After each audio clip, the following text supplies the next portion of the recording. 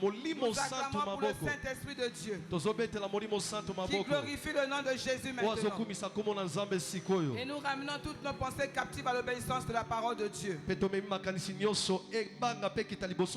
Avec mes bien-aimés, à l'unisson, nous acclamons pour la parole qui va nous faire du bien ce soir. Nous acclamons pour la parole qui va nous faire du bien ce soir. Merci Seigneur Jésus-Christ. Merci Seigneur Jésus-Christ. Je vous salue au nom de Jésus. Je disais que je vous salue au nom de Jésus. Soyez bénis au nom de Jésus. Ma Bible à moi me dit que là où il y a l'Esprit de Dieu, il y a la liberté. Alors, parce que tu as l'Esprit de Dieu en ce lieu et que tu es dans la maison de ton Père, tu n'as pas besoin d'attendre que tout le monde acclame Jésus parce que tu es dans la maison de ton Père. Si le Saint-Esprit te convainc que c'est ta parole, tu te lèves, tu acclames pour Jésus. Si le Saint-Esprit te convainc que c'est ta parole, tu peux même pousser des cris de joie. Parce que ma Bible à moi me dit, il envoya sa parole et sa parole est guérie. C'est à celui qui reçoit la parole de Dieu, qui reçoit le miracle, qui reçoit la guérison et qui reçoit la délivrance. Alors si c'est pour toi que Dieu a envoyé cette parole, tu ne vas pas acclamer comme tout le monde. Tu vas acclamer comme 10. Tu vas même pousser des cris de triomphe parce que c'est ta parole. Amen, amen, amen. Amen. Encore une fois, soyez bénis au nom de Jésus. Permettez que je puisse me soumettre à ce protocole. Je voudrais ici rendre grâce à Dieu, qui est le maître des temps et des circonstances, à qui dans sa souveraineté et dans son amour a voulu que ce soit moi, son humble servante, de parler de sa part. J'aimerais ici rendre grâce à la bergerie, à notre papa berger et à toute son équipe de la bergerie pour la confiance qu'ils m'ont accordée. J'aimerais rendre grâce à la coordination nationale et la coordination départementale pour m'avoir fait confiance. Étant donné que nous clôturons la retraite des bien-aimés, je voudrais rendre grâce à Dieu pour une maman qui m'est très chère. C'est notre, on peut dire, maman des bien-aimés. La maman des bien-aimés et des mamans FF. J'ai cité maman Bot. Gloire à Jésus. Que Dieu la bénisse là où elle se trouve. Et je ne saurais oublier toute l'équipe des encadreurs des bien-aimés et des FF. Soyez bénis les assistantes de Jésus. Amen, amen. J'aimerais rendre aussi grâce à tous les ouvriers du Seigneur qui ont œuvré pour que nous puissions passer des bons moments dans cette adoration. Je ne saurais pas finir sans rendre grâce à mon mari. Que Dieu le bénisse là où il se trouve. Bien-aimés dans le Seigneur, nous sommes venus adorer le Seigneur. Et pour cela, nous allons partager sa parole qui va nous emmener à l'adorer. Je disais tantôt que nous avons été bénis par une grande retraite des bien-aimés et des FF. Il y a peut-être des gens parmi nous qui doivent se demander c'est quoi les bien-aimés. Dieu dans son amour, il avait donné la vision aux parents d'heureuse mémoire de trouver des cadres de prière pour chaque catégorie de personnes et par rapport à leur situation.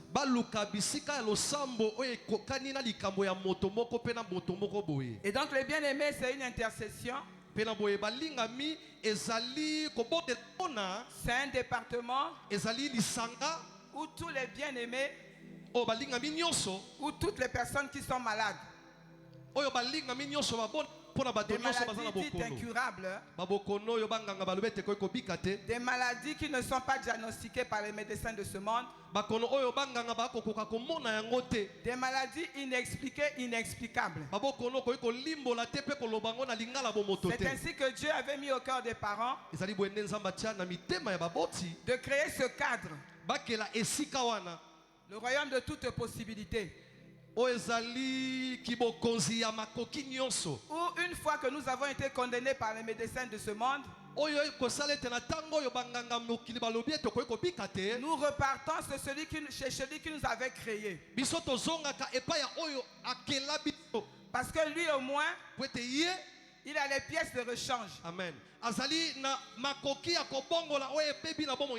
a la capacité de régénérer. Il a la capacité de recréer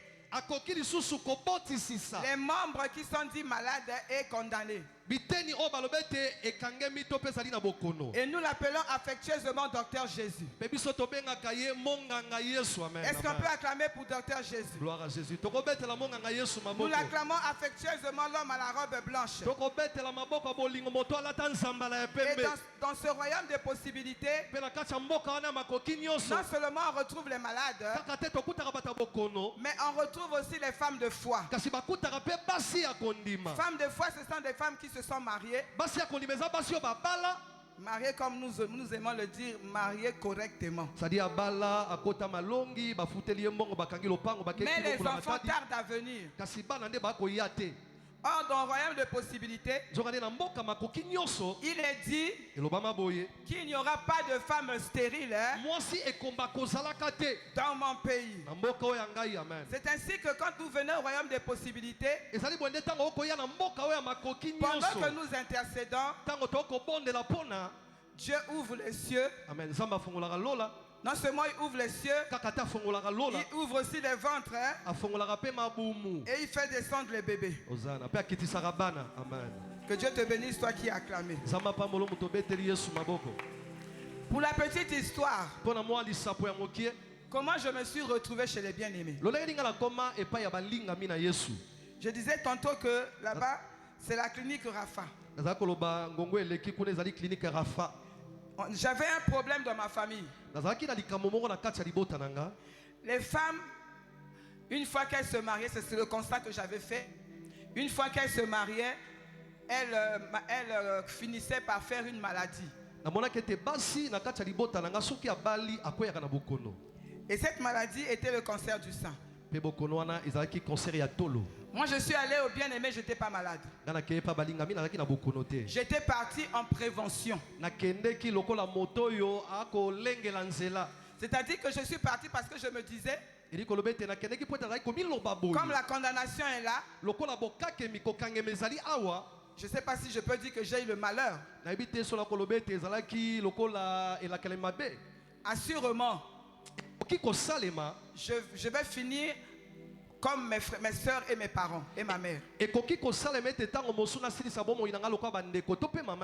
avant cela, j'étais assistante dans une classe d'affermissement. Dans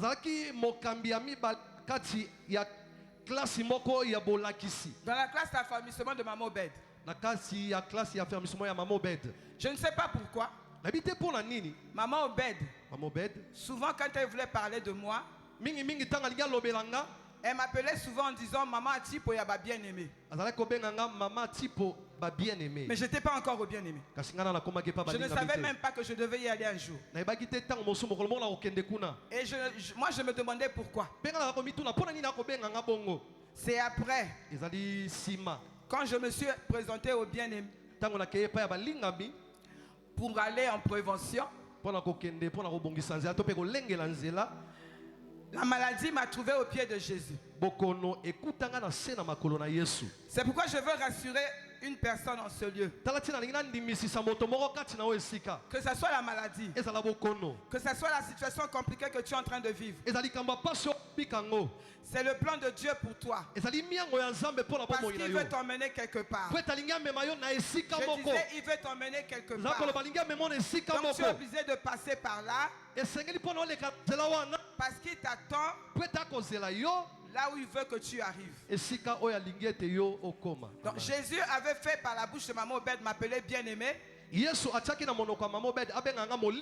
Parce qu'il m'attendait au bien-aimé.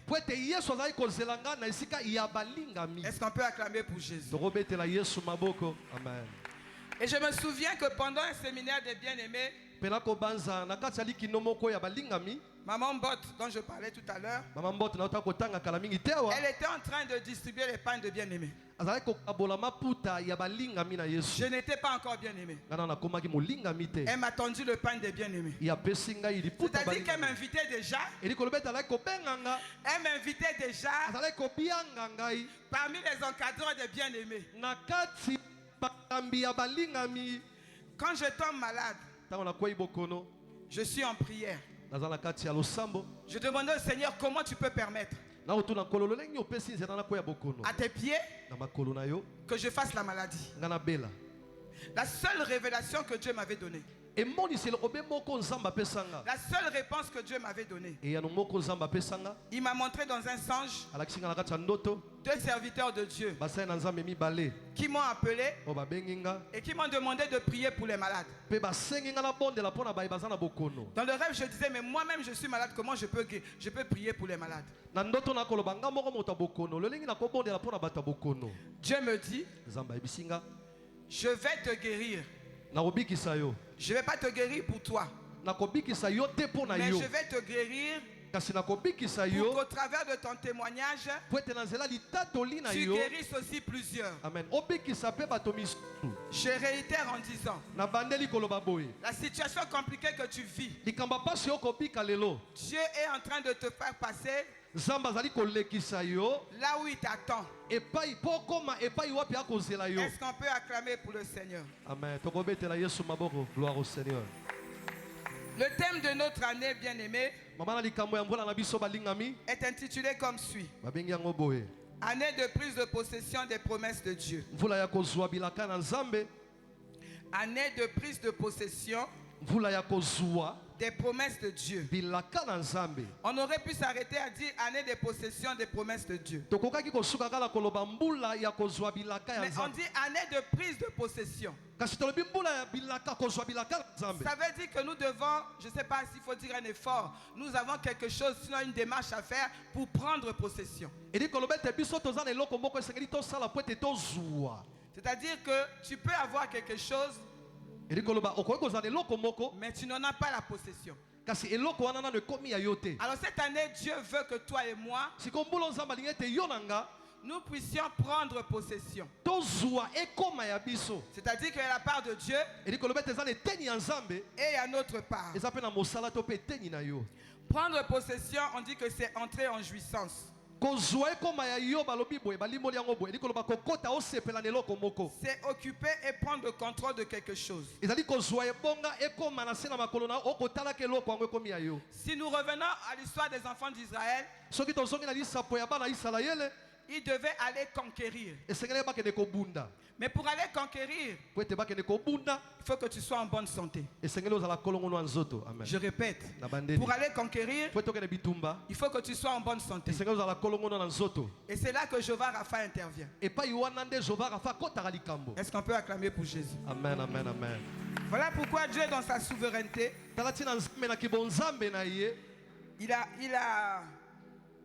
il a proposé, sinon il a instruit à nos responsables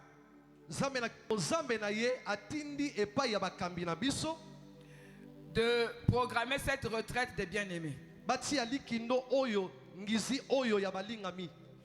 Voilà pourquoi pendant ce week-end, Jéhovah Rapha, le médecin par excellence, le Dieu qui guérit toutes sortes de maladies, maladies incurables, visible ou invisible, spirituel inexpliqué. Je disais tantôt que les bien-aimés, c'est tout le monde qui est bien-aimé. Parce que le médecin des cliniques Rafa, il est spécialisé en toute spécialité. Ok, monganga ya clinique Rafa, il est asalaka nyonso. Nalobi spécialisé en toute spécialité. Ayebi ko sala nyonso malamu. Donc il peut guérir même la malédiction. Il peut guérir même la pauvreté. Il peut guérir même la sorcellerie. Pensez que tu allais acclamer pour Jésus. La Bible nous dit que Jésus allait de ville en ville, faisant du bien et guérissant les malades. Et c'est ce que nous avons vécu tout au long de cette retraite. Qui a été béni, qui a été béni, qui a été visité, à qui Dieu a fait du bien, qui a reçu sa guérison. Qui te soit fait selon ta foi. Voilà pourquoi Dieu veut que cette année, toi et moi, nous puissions non pas seulement réciter ce thème, que ça ne soit pas un slogan, mais que nous puissions réellement vivre la prise de possession de nos promesses. Voilà pourquoi pour clôturer cette retraite, Dieu a voulu que nous puissions parler de ce thème qui est tiré dans le livre, l'épître de Jean 3. Jean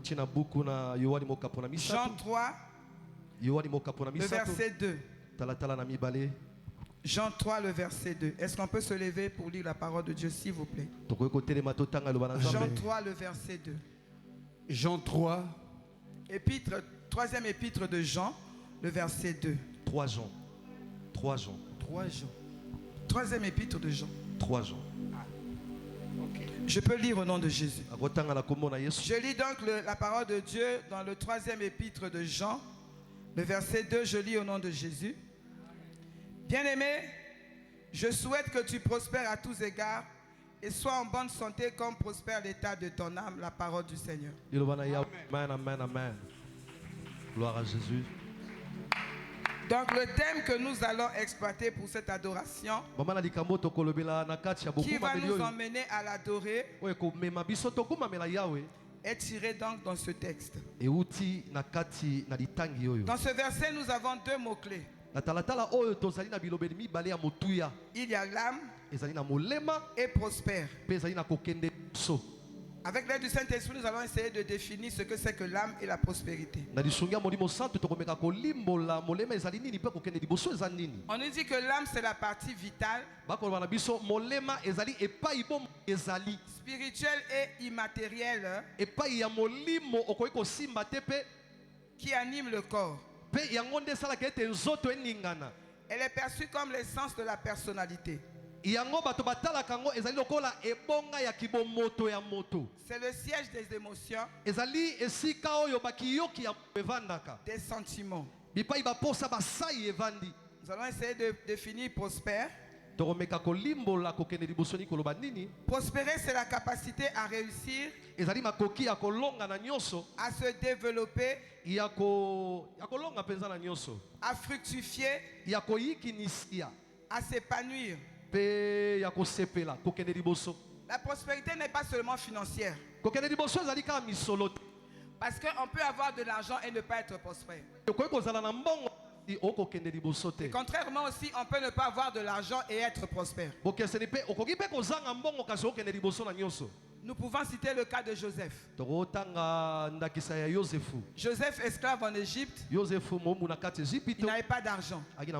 Mais tout ce qu'il touchait, lui réussissait. Il avait la capacité de multiplier, de fructifier, d'amener à l'abondance tout ce qu'il touchait. Donc nous pouvons dire que prospérer, c'est cette capacité à améliorer, à réussir, à développer et amener au succès tout ce que tu tiens, tout ce que tu fais. Donc,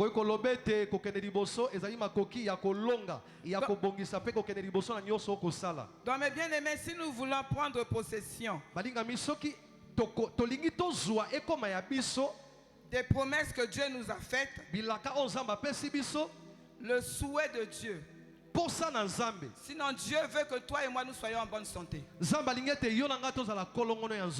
Donc notre bonne santé dépend de l'état de ton âme et de mon âme. Dans le verset que nous venons de lire, c'est Paul qui est en train de parler à Gaius. Il écrit à Gaius en lui disant: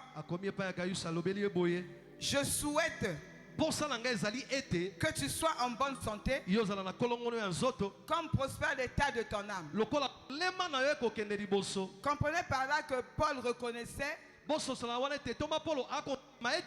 que Gaius avait des dispositions, sinon il avait un bon état d'âme.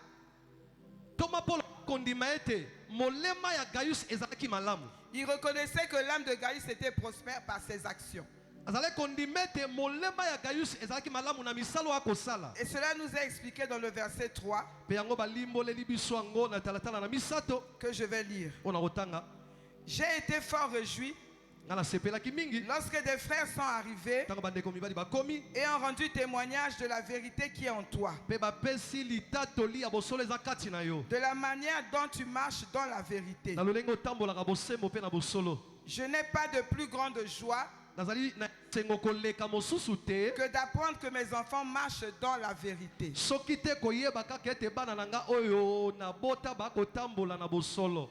Le témoignage que Paul a reçu de Gaius, on a témoigné auprès de Paul que Gaius marche dans la vérité et la vérité est en lui.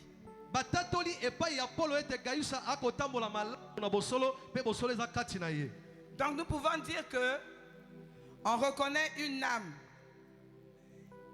qui est prospère par la vérité qui est dans la personne qui est à cette âme-là. Alors nous allons essayer de voir c'est quoi la vérité. Pour Paul, la vérité c'est personne. Il s'agit de Jésus-Christ. On nous dit que Jésus est le chemin, la vérité et la vie. Pour Paul, la vérité c'est une qualité chrétienne. C'est marcher conformément à la personne de Jésus-Christ selon les préceptes de Jésus. C'est vivre selon l'obéissance de ce que Jésus dit, donc selon la parole de Dieu. Mais bien aimé, nous sommes à l'ère des réseaux sociaux. On ne prend plus le temps de chercher la vérité.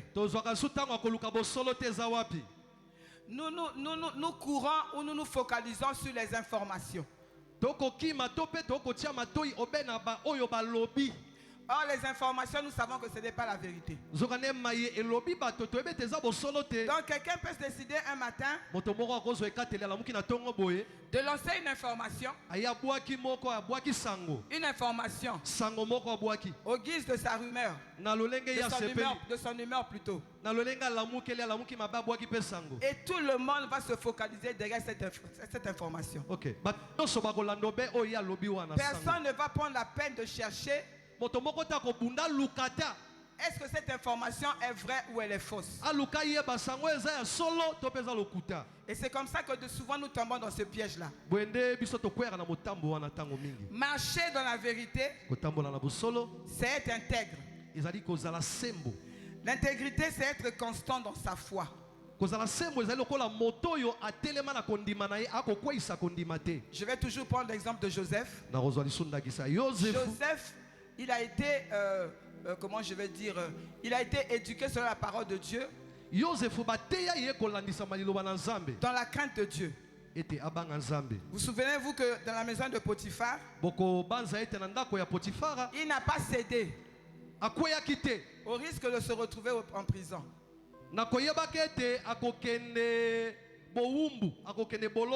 Il est resté fidèle aux Écritures. Fidèle à sa foi. Il n'a pas trahi sa foi.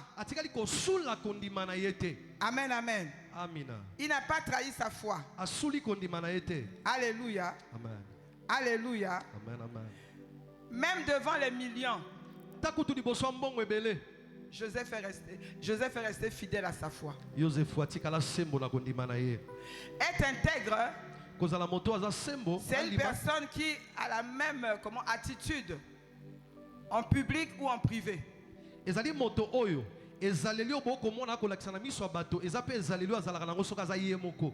C'est-à-dire que chez moi à la maison, je crains Dieu, je mets la parole de Dieu en pratique, et en public aussi je fais de même.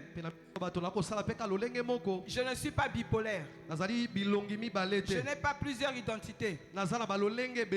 C'est ça. C'est à ça qu'on reconnaît qu'une personne a une âme qui prospère. Marcher dans la vérité, c'est pratiquer aussi la justice. Pratiquer la justice, c'est traiter tout le monde de la même manière.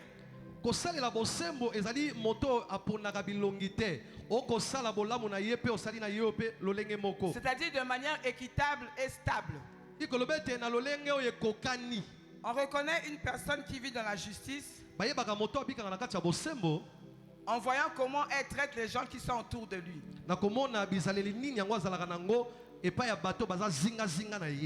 Marcher dans la justice et dans la vérité,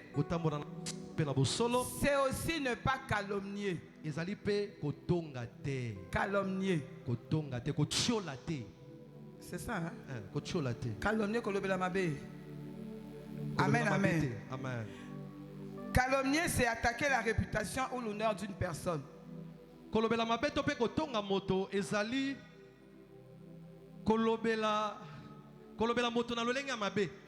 Par des attaques et des accusations non fondées. Dans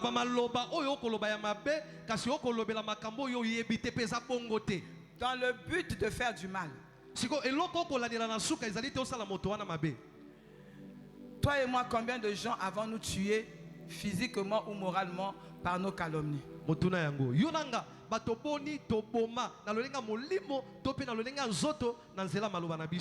Une personne qui a une âme qui prospère ne peut pas se réjouir de salir la réputation d'une personne. Alors une personne qui calomnie et qui est à l'aise, c'est-à-dire qu'Allah ne peut pas, le Saint-Esprit a tungi si été. C'est-à-dire que cette personne-là, quelque part, son âme est malade.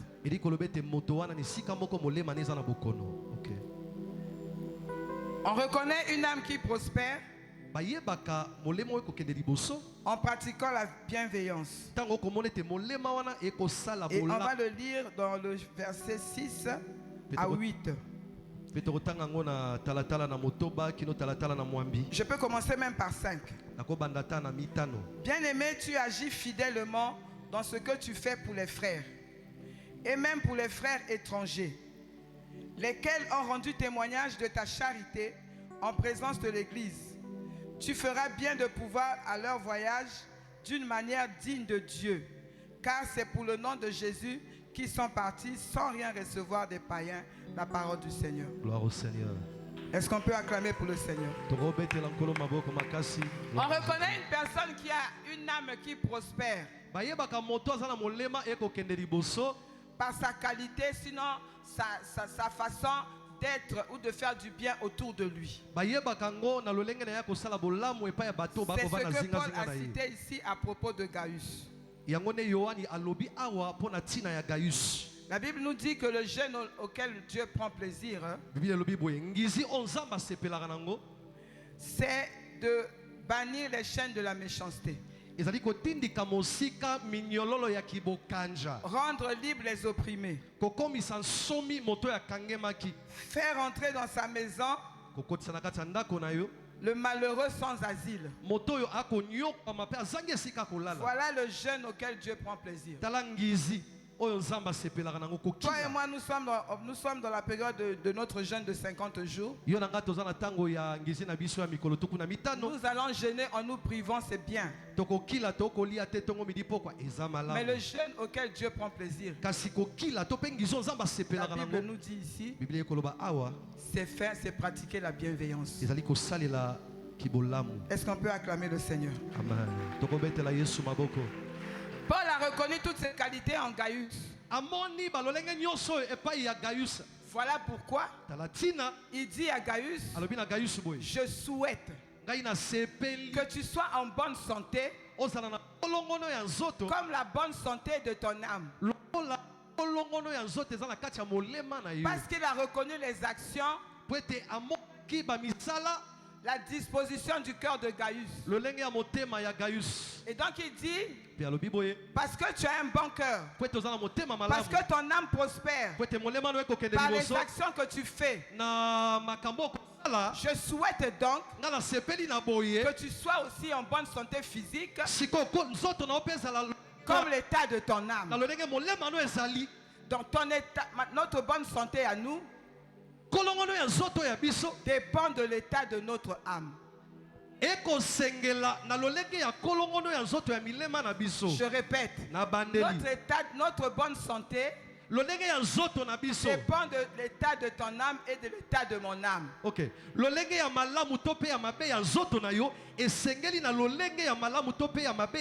la disposition de ton cœur. Parce que la Bible dit que c'est de l'abondance du cœur que la bouche a parlé. Si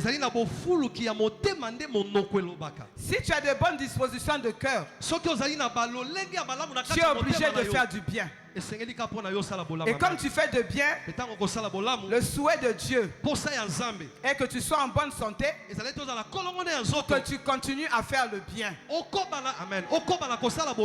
Et pour que lui continue à se glorifier au travers le bien que toi tu fais. Donc Dieu a tout intérêt à te garder en bonne santé. Et ce verset, c'est notre verset clé des bien-aimés et des FF. Est-ce que les bien-aimés et les FF sont là? Est-ce que les bien-aimés et les FF sont là? Amen, amen. Maman FF, tu n'as pas d'enfant. Tu viens prier pour que Dieu te donne des enfants. Quelle est ton attitude par rapport aux enfants des autres? Cher bien-aimé, tu es en mauvaise santé. Et tu viens prier le Seigneur pour que Dieu te fasse grâce. Pour que Dieu puisse te guérir. Quel est l'intérêt de Dieu? Une fois qu'il t'aura guéri. Quel est l'intérêt de Dieu? Tout à l'heure je vous ai dit, avant que Dieu ne puisse me guérir, il a demandé à ce que je puisse prier pour les malades. Alors que moi-même j'étais encore malade. Et comme j'ai obéi, Dieu a vu la disposition de mon cœur. Je n'ai pas attendu d'être guéri. Je me suis jeté aux pieds de Jésus. Donc j'ai obéi. Alléluia. J'ai obéi. Quelque part, Dieu avait son intérêt. Quelle est la disposition de ton cœur? Et contrairement à Gaius, au verset 9, on nous parle de Diotrephe.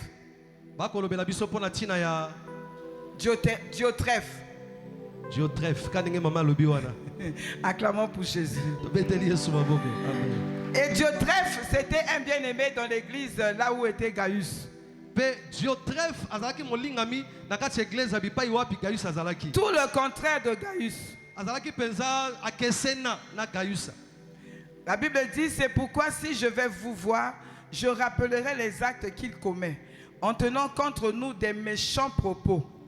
Non content de cela, il ne reçoit pas les frères, et ceux qui voudraient le faire, il les en empêche et les chasse de l'église.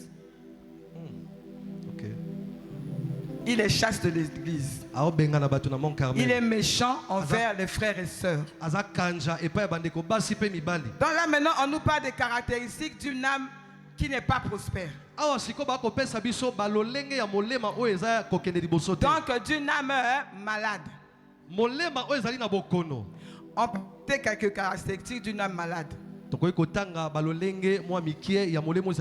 nous parle de la méchanceté comme a dit Paul, de l'orgueil, du mensonge, de l'aveuglement et de l'agitation intérieure. Au verset 9, on nous dit: j'ai écrit quelques mots à l'église, mais Diophrède, qui aime à être le premier parmi nous, ne nous reçoit point. Il aime à être le premier dans l'église. Il aime à faire le matalana. Mais il est méchant dans son cœur. Il ne reçoit pas convenablement les frères en Christ. Il ne s'arrête pas là, mais on dit il chasse les frères en Christ par son comportement. Alors que la pensée de Dieu est que toi et moi nous puissions être en bonne santé, comme prospère l'état de ton âme. Alors dites-moi, un frère comme Diotrephe, qui a les caractéristiques d'une âme malade, est-ce qu'il peut être en bonne santé? Il peut avoir de l'argent. Il peut penser être bien. Mais son âme est malade. Mais son âme est malade. Et quand l'âme est malade, ça se répercute dans ton esprit et dans ton corps. Voilà pourquoi souvent vous voyez, les gens, il est bien, il est fortuné, mais son âme est malade. Son âme est malade par rapport à ses actions. Alors la question qui nous est posée ce soir: es-tu Gaius ou Diotrephe? Dans tous les cas, peu importe l'état de ton âme, parce que tu es venu auprès de celui qui guérit les âmes. Amen. Je disais que tu es venu auprès de celui qui guérit les âmes.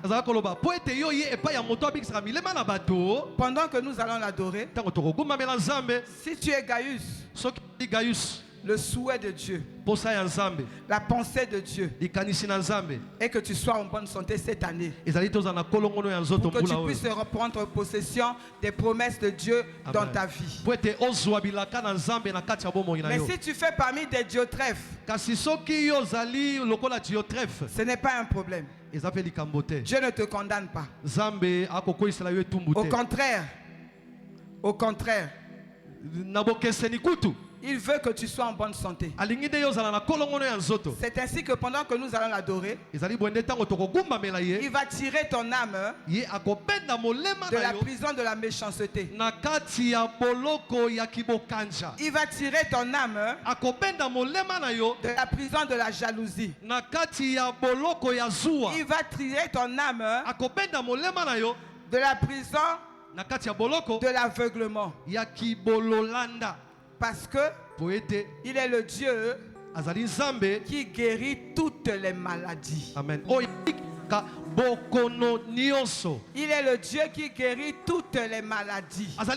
Et dans ces maladies, il y a les maladies de l'âme. Voilà pourquoi je disais tantôt, Docteur Jésus, il a le médicament contre la méchanceté, contre la sorcellerie, contre la jalousie. Donc si tu te retrouves même comme Diotrephe,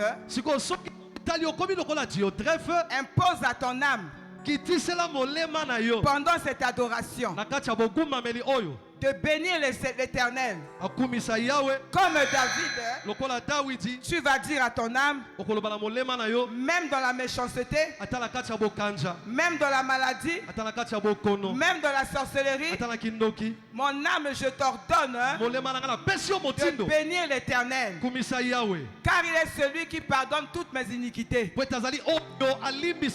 celui qui guérit toutes mes maladies. Alors peu importe la catégorie de personnes que tu es, pendant cette adoration, impose à ton âme de bénir l'Éternel, d'adorer l'Éternel. Parce que pendant que tu vas adorer, il va faire une opération sans cicatrice. Il va faire une opération sans cicatrice. Il a le bistouri pour aller chercher la méchanceté. Il a le bistouri pour aller enlever la jalousie. Il a le bistouri pour changer ton cœur. N'est-ce pas qu'il est celui qui change le cœur de pierre en cœur de chair? Et pendant que nous allons l'adorer, Jésus va faire les opérations sans cicatrice. Je disais qu'il va faire les opérations sans cicatrice. Là où les médecins ne peuvent pas arriver, Jésus va te faire entrer dans son laboratoire. Il va opérer ton âme pour y mettre des bonnes dispositions. Alors, après cette parole, peu importe dans quelle catégorie tu te trouves, adorons l'Éternel. Adorons l'Éternel. Que Dieu bénisse sa parole. Alléluia. Adorons Jésus.